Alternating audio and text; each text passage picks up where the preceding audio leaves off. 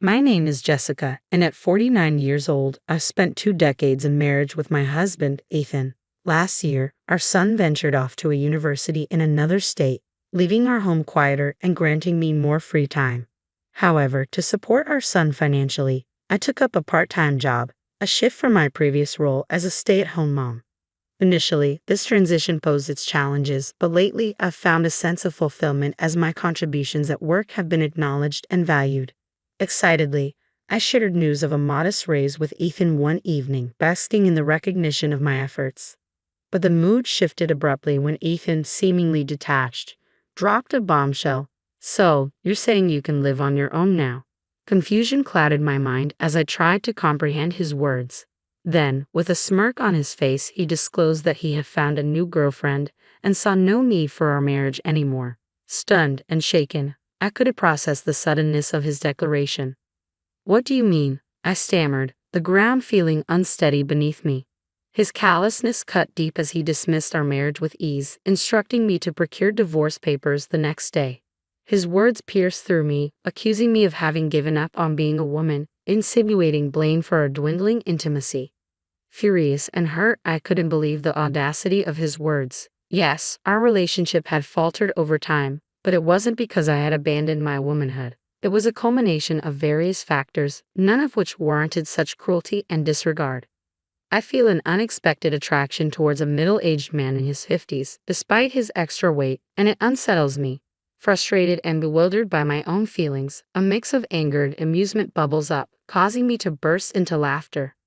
"I'm tired, busy, it's a hassle," I manage between chuckles. "You were the one dodging me with those excuses, and now suddenly you want to play the man card. That's rich." But my laughter fades when I see Ethan's face darken with anger. His tone shifts, laced with bitterness and disrespect, as he lashes out with harsh, vulgar words. His posture exudes arrogance as he leans back, crossing his arms, boasting about his apparent affair partner, Ashley. "Ashley is different," he sneers, mocking me for my excitement over a modest pay raise. "She's head over heels for me, calling me the best boyfriend ever. Look at you, thrilled over a tiny raise. How pathetic." With a sense of superiority, Ethan regales me with details about Ashley, emphasizing her youth and vitality. "She's in her mid-20s, working in the nightlife scene for over a decade," he boasts, ignoring the vast age gap between us and the fact that we have a son nearly 20 years old. It's a stark reminder of the unorthodox dynamics of their relationship, with a partner barely older than our own child, now expecting a child of her own with Ethan. I felt like I was losing my mind, drowning in a sea of revulsion. Life, I believed, should be about love, but not the cold, hardened kind that Ethan embodied, resembling a moldy rice cake. No, love should be vibrant, enduring, like the fresh, plump skin of Ashley. That, to Ethan, seemed worth every penny, a love that justified spending money. With a tongue rolling with fervor, my husband ranted, extolling the virtues of love bought with wealth. His eyes sparkled with desire for Ashley, while he turned a blind eye to his own aging self. When I dared to confront him about Ashley's motives, he erupted in a whirlwind of anger. "It's not about money, it's about love," he spat, his words dripping with venom. And then, with a chilling finality, he declared his intention to marry Ashley, ordering me to pack my belongings and leave. His callousness stunned me into silence, leaving me speechless and incredulous. Yet, amidst the chaos, a realization dawned upon me. The last time Ethan had uttered the word love to me felt like eons ago. I couldn't help but find the situation absurd, for I knew, with time, Ethan's fervor for Ashley would wane, just as his affection for me had dwindled. In the end, his venomous words would find a new target, directed at Ashley herself. And as I stood there, absorbing his disdain, I couldn't help but pity him. Pathetic, indeed. I should have seen the signs long before we exchanged vows. Reflecting on our marriage, I realize I've carried the burden of housework and childcare alone, while my husband never lifting a finger to help, only offered criticism for what I hadn't done. In those days, appreciation or affection were foreign concepts, and now he's discarding me for a younger woman after all my efforts. It felt surreal, like a decision born of madness, yet Ethan dismissed my protests as mere bitterness. "No problem," he shrugged, casually mentioning paperwork for our separation to be done on his next day off before retreating into his room. For days, I wrestled with sleepless nights and tears of frustration. Though outwardly, I maintained composure. Then on his next day off, my husband brazenly invited his new flame to our home. "Hello, Ethan's ex," she greeted me with a smirk, casually lounging on our sofa. Ashley, as she introduced herself, exuded confidence, flaunting her smooth skin and bold attire. Her occupation in the nightlife scene was evident in her flashy makeup and revealing attire, leaving me unsure where to direct my gaze. Despite her overt display of allure, I sensed a lack of genuine affection for my husband. If my intuition served me right, her intentions were far from sincere. Prepared for divorce, I confronted her, initially resigned to the inevitable. Yet something about her demeanor set off alarm bells. "Ashley, did you pursue a relationship with Ethan fully aware of his marriage?" I inquired, hoping for some semblance of understanding. She laughed dismissively. "I'm not naive, old lady," she sneered, her condescension palpable. "You're the one who's being replaced. Ethan and I are headed towards a civil arrangement." Her arrogance grated on me, but I maintained my composure, revealing the recorder hidden in my pocket. "Your confidence might falter when this recording surfaces. You're aware I can seek compensation for your involvement." Indignant, she complained to Ethan, who attempted to pacify her, assuring her of a preconceived plan. Their collusion sickened me as I watched on in disgust. Ethan then produced documents outlining the terms of our divorce, including alimony and pension division. Ashley's disdain for the arrangement was evident, her eyes fixed greedily on what she perceived as her rightful share of Ethan's inheritance. With thinly veiled displeasure, Ethan reassured her, attempting to placate her with promises of child support. To him, her blatant greed seemed endearing, further fueling my anger. As she casually dismissed my settlement as a mere deduction from her own share, my patience waned, struggling to contain my fury. In the face of their callousness, I struggled to find solace, grappling with the bitter reality of their selfish intentions. Confident in my intuition, I proposed a solution, insisting on notarized documents to formalize the divorce terms. I kept my response curt, mindful of the recording device capturing our conversation. My husband, aware of the evidence against him, reluctantly agreed to my terms. "Are you satisfied now?" my husband's new companion interjected, visibly impatient. "Make sure you're gone by the end of the month," she demanded, clearly eager to take over my role in our home. With the notarized document finalized, our divorce proceeded swiftly. As if waiting for the opportunity, the woman wasted no time in asserting her dominance, urging me to leave with an air of amusement. "Now that I've submitted our marriage registration, I'm Ethan's wife," she declared triumphantly, relishing in her newfound status. I handed over the keys to our home, resigned to my fate. Before departing, I couldn't help but question her choice. "Isn't Ethan the same age as your parents?" I inquired, highlighting the irony of her insults towards me. Her response was telling. "You call me old, yet he's older than you," she retorted defensively. "Why did you choose him as your partner?" I pressed further, curious about her motivations. When I posed the question, her response echoed my expectations perfectly.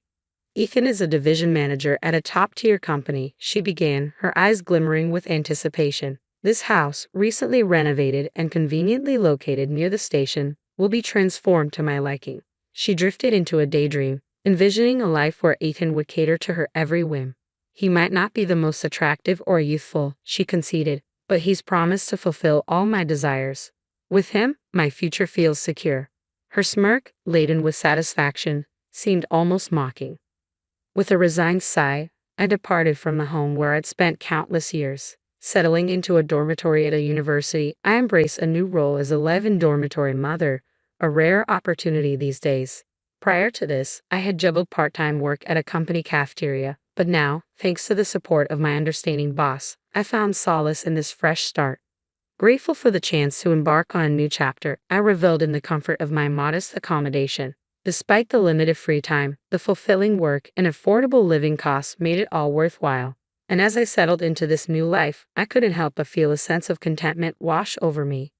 I received an unexpected call from my ex-husband, stirring up emotions I thought I had left behind. "Mom is in bad shape. Can you help with her care?" he pleaded, as if we were still entwined in each other's lives. But we were strangers now, and I reminded him of that fact. "It's your young wife's responsibility," I retorted, pointing out the obvious. His explanation, that Ashley was pregnant and Mom's dementia made her prone to violent outbursts, sounded like twisted logic to me. So it's okay for her to throw things at me, I countered, refusing his request without hesitation. Don't call me anymore, I snapped, cutting off any further discussion. Our paths had diverged, and I had no intention of intertwining them again. Despite being my mother-in-law for 2 decades, our relationship had remained distant. Besides, I had just begun to carve out my own independent life, with neither the time nor the resources to provide care elsewhere. Yet my ex-husband somehow tracked me down and showed up unannounced, accompanied by his new partner. If you can't help, at least return the money we paid as consolation, he demanded, his request bordering on the absurd. I saw no obligation to comply, and I made that clear with a cold dismissal. But his companion's glare was anything but passive. Accusing me of deceit, she unleashed her frustration with a scream, hurling documents in my direction, scattering them across the room. As I watched the papers flutter to the ground, I couldn't help but feel a sense of vindication amidst the chaos. I didn't deceive anyone. You merely assumed Ethan had assets of his own. I shrugged deliberately, emphasizing my indifference. While settling my late father-in-law's estate, I discovered a significant amount of debt. Disclaiming the inheritance could have resolved the issue, but Ethan had already taken action. He terminated his father's mobile contract and sold off household items and valuables for quick cash. Unfortunately, this violated the law, preventing us from disclaiming the inheritance due to prior interaction with the assets. With a hint of triumph, I explained how Ethan's actions had left him and his partner responsible for the debt. Ethan dumped all the inheritance paperwork on me without heeding my advice, I accused, turning to address Ashley directly. Did you use that money to further your relationship with him? I demanded, frustrated by their disregard for the consequences. Ethan argued, claiming I should have informed him sooner. But that's precisely what I had been trying to convey. Their failure to listen and take responsibility together only exacerbated the situation. I knew nothing about this, I asserted, watching the woman grow pale and flustered. So you're just going to pretend you're innocent and run off with the money? They pressed me hard, but I remained unfazed. It's ironic you say that, I retorted. If you hadn't cheated, you wouldn't have needed money for your affair. You could have relinquished your inheritance, I pointed out, the frustration evident in my voice. You're the one who caused this mess. He groaned and retreated while I turned my attention to Ashley. You knew he was married, pursued him for his assets, had a child, and then kicked me out. This is the position you wanted, isn't it? I admonished, feeling a surge of anger. And as for you, I continued, addressing my ex-husband, remember the notarized divorce documents. I received alimony, pension division, and child support from Ethan. But beyond that, I can also claim alimony from you. Her disbelief turned into insults, but I stood my ground. I would have let it go if you hadn't come up with absurd demands like taking care of his mother or returning the alimony I received. I declared, my resolve unwavering. As she ran off, I turned to Ethan, his tearful plea falling on deaf ears. No way, please leave, I insisted, unmoved by his sudden show of remorse. He didn't deserve any mercy, considering his past actions. True to my expectations, the woman vanished, leaving behind only a divorce notice. It turned out our pregnancy was a lie too. Left to grapple with his debt and his mother's care, my ex-husband withered away from stress and overwork. Meanwhile, I found fulfillment as a dorm mother for kids the same age as my son, and as people remarked on my youthful appearance, I resolved to live honestly, free from arrogance or deceit. A cautionary tale reminding everyone to tread carefully when navigating divorce.